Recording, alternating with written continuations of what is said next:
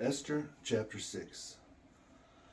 But the Lord made it difficult for the king to sleep that night, and the king commanded his servant to bring in the written records of notable events. And he found the written records about Mordecai, how he had told the king about the two eunuchs of the king when they were keeping guard and sought to lay hands on Artaxerxes. Then the king said, "Has any honor or favor been granted Mordecai?" And the king's servants said, "Nothing was done for him." And at the same time, the king asked about the good will of Mordecai. Behold, Haman entered the courtyard. The king said, "Who is in the courtyard?" Haman had come in to talk to the king about hanging Mordecai on the gallows he had prepared. And the king's servants said, "Behold, Haman is standing in the courtyard." And the king said, "Let him come in." The king said to Haman, "What should I do for a man whom I wish to honor?" And Haman thought to himself, "Whom would the king wish to honor but me?"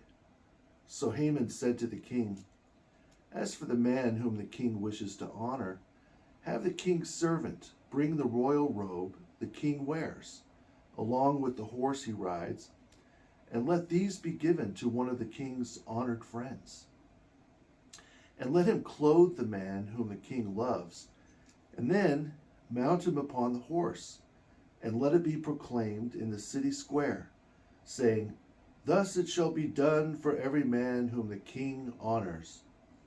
Then the king said to Haman, "You have spoken well. Thus you shall do to Mordecai the Jew, the one serving in the courtyard, and let no word you have spoken be overlooked." So Haman took the robe and the horse, and arrayed Mordecai with the robe, and mounted him on the horse. And he went throughout the city square, and proclaimed, saying, "Thus shall it be done to every man whom the king honors." Mordecai returned to the courtyard, but Haman returned to his own quarters, grieving, with his head down. And Haman related these events to his wife Zeresh and his friends.